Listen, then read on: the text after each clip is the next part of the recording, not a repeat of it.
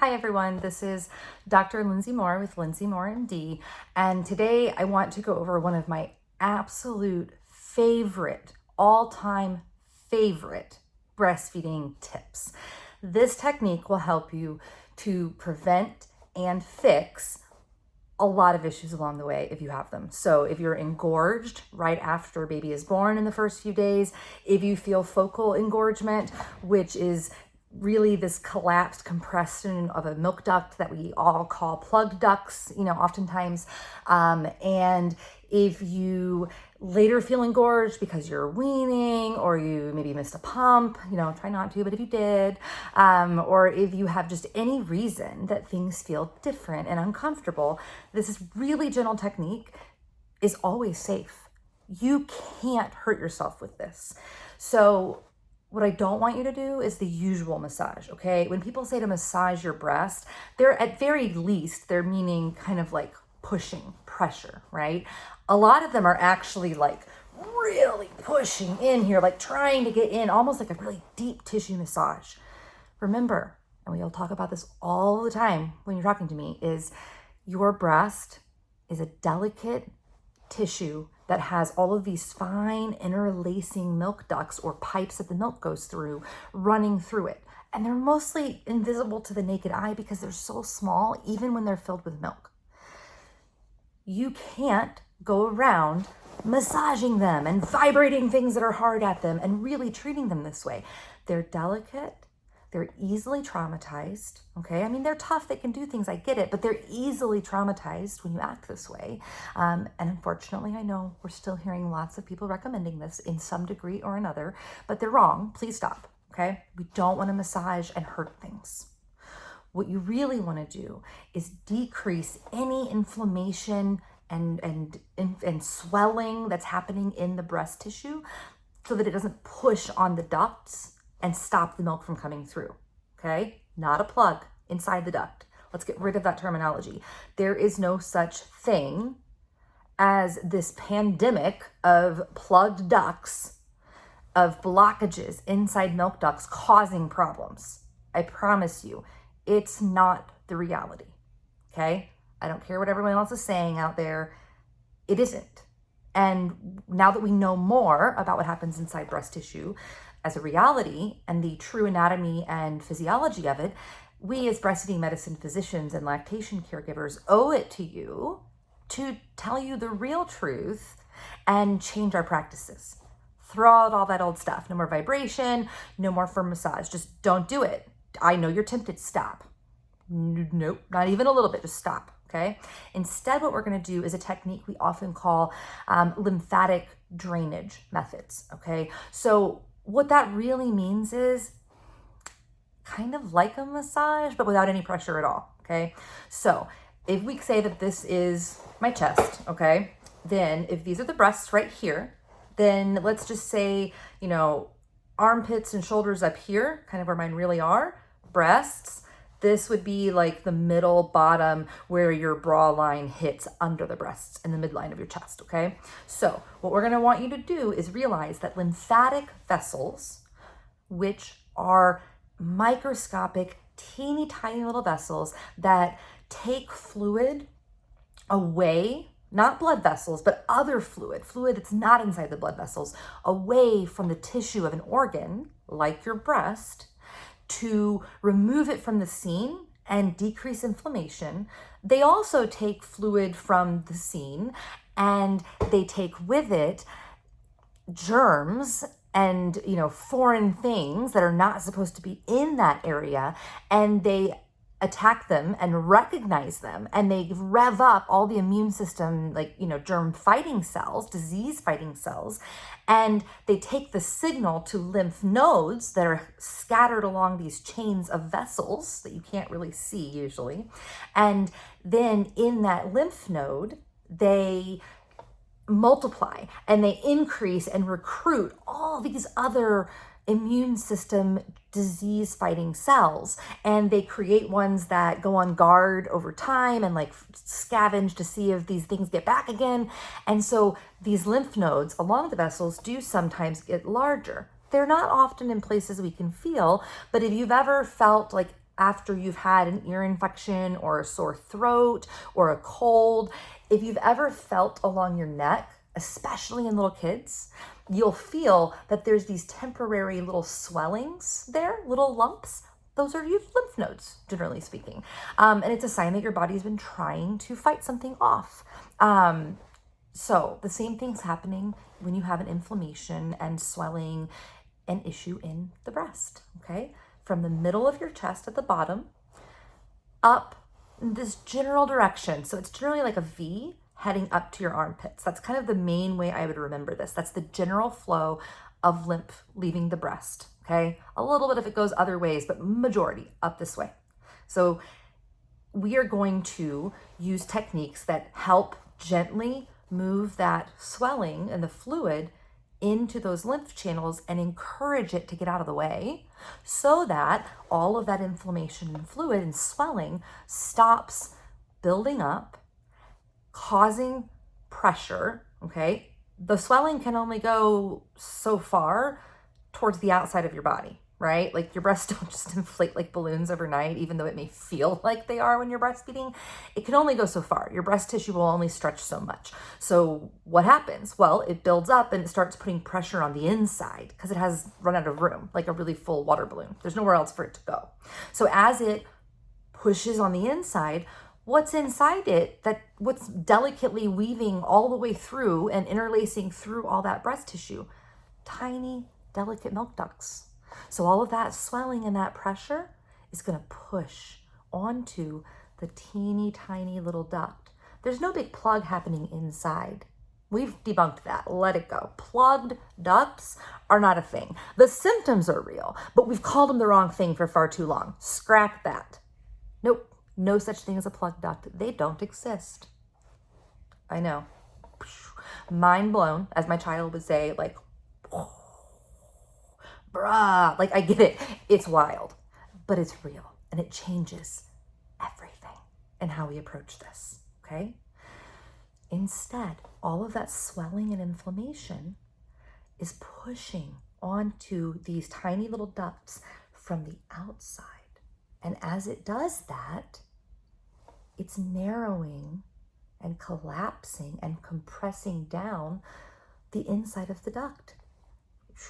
Pushes on it, and so it squishes it. Basically, we should really be calling these not plugged ducts, but more, compressed ducts.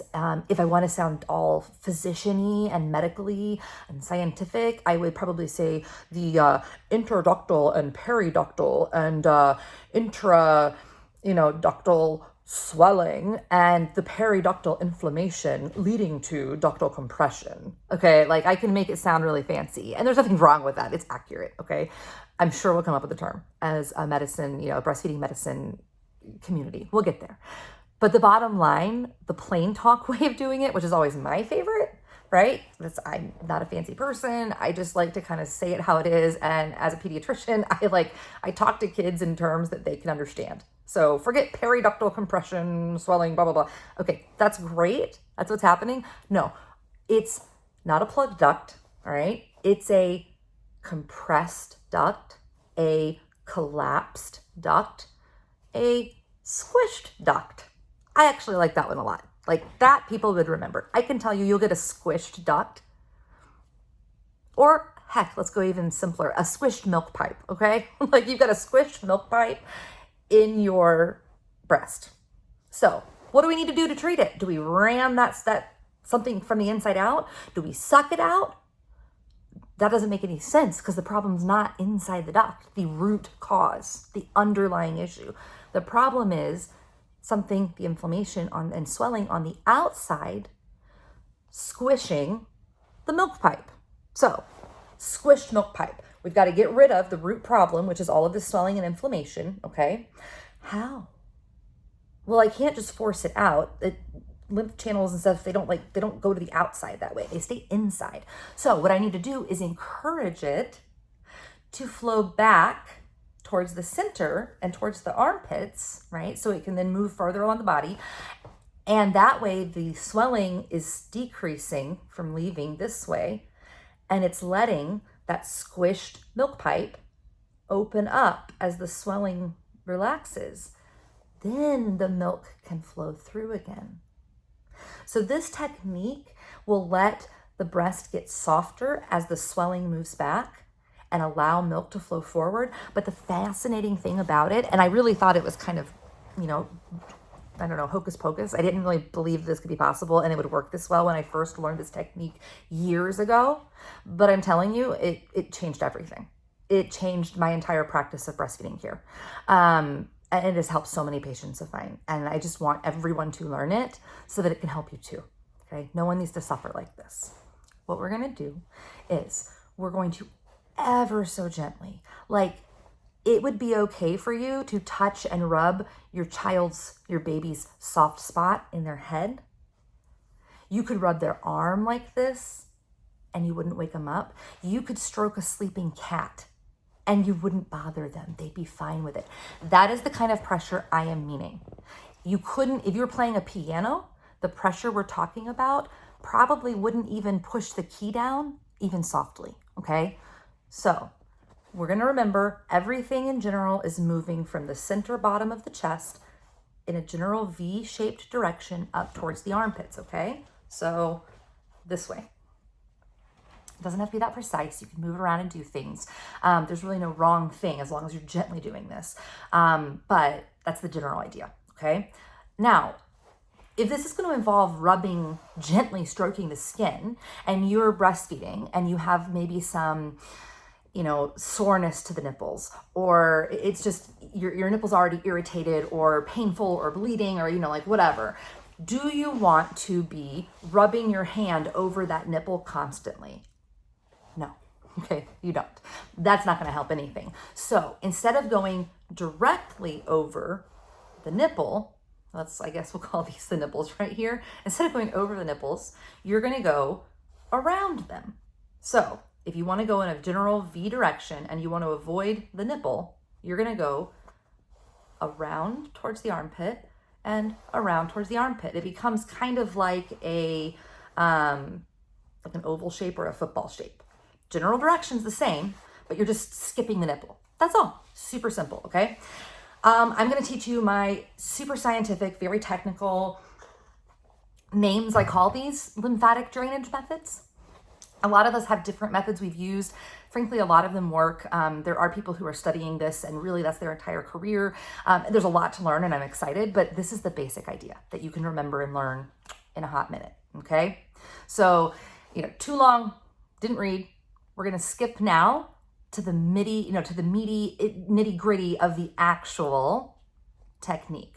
So this is how I teach parents to do lymphatic drainage to encourage the swelling that's causing problems for milk flow to exit through the lymph channels and get out of the way so that the milk can then come forward when the pipes, loosen up again. All right. That is all we're doing. That flow, just review it one more time because this you do need to know. It goes from the center middle of the chest, right, in the bottom, to the armpits, basically, to the shoulders and armpits in a V. But we're not going to go directly over the nipples right here because they're kind of sore and they're being used a lot and nobody wants them touched when you're nursing a baby all the time and they're having trouble especially. So instead of just going in a V, you're just going to go up and around this way and up and around this way, okay? Very simple. Doesn't have to be precise. I call this my tippy-tappy finger, the tippy-tappies, okay? And I call it that partly because these motions are not hard, okay? There's nothing hard about this. If you can even hear that, gentle tippy-tappies. You just sort of dance your fingers along. You wouldn't even push down a piano key with this, okay? There's no right or wrong way to how you do it. You just kind of go all around. I don't know. I just sort of make it up as I go. Okay. I do like to focus a lot of times underneath the breast because often this has more like firmness. It just gets more compressed when you're nursing or it's harder for it to get, relieved. Gravity brings all the swelling down there as well. So I might go under. I might go up because it's breast tissue all the way up here also. And I just kind of go around and around. You don't have to focus only on the bad area. Okay, all around it too. But I also focus a lot of the time, on it. How long should you do it for and how often? No main rules, okay? You can't do it too much because you're not causing inflammation. You're so gentle. You can hear that? I'll come up closer. That tippy tappy, that's it. Then the second main technique that I use is a gentle hand over hand stroke. It's called effleurage in the osteopathic world, but it's just, you're just stroking. Like I said, stroking a cat. It's gentle. I'm barely touching, okay? I'm barely touching. I'm not even making a dent, in the skin, just barely touching. How fast? I don't actually care.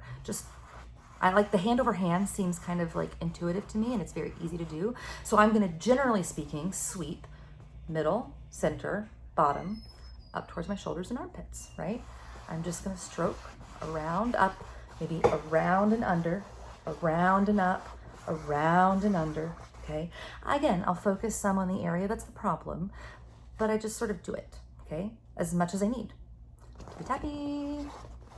Do this some. I don't know. I get like, I don't say focused on one task very well with my ADHD and my neurodivergence. So I just kind of make it up as I go, and like whatever strikes my fancy, I do at that moment. That's fine. Okay. Very gentle. Do it as long as you need to. Sometimes I only need to do this for a few minutes when it's really mild. Sometimes it's really gotten ugly, either with the engorgement or the, not plugged duct, right? We're getting rid of that phrase, with the squished milk pipe or squished or compressed milk duct. Those are my words I'm going to use from now on, right? The squished milk pipe. That's what we're dealing with.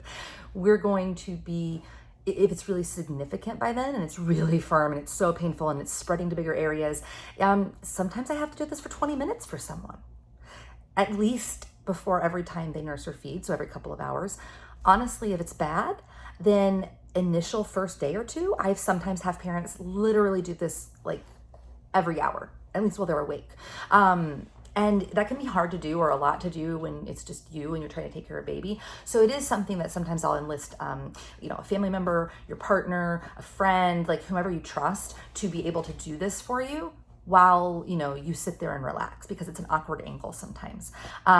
So bring your partner or your family member, whoever it is, your support person, bring them to your lactation visit and your breastfeeding medicine visit. And I teach them this technique too.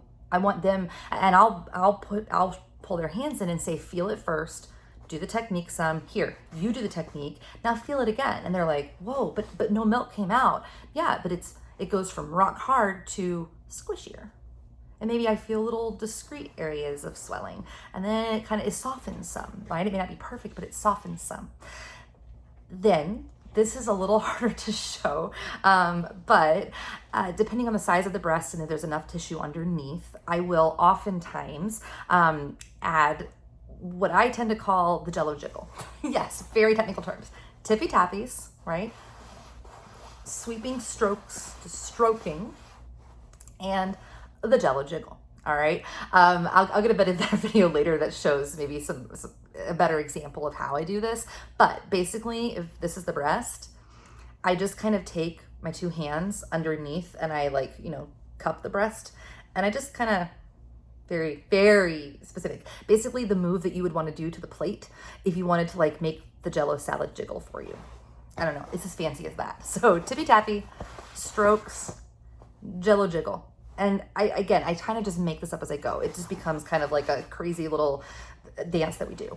And people often come back to me or come to me for the first time, and I've told them how to do this or shown them, and then it's not working, Dr. Moore.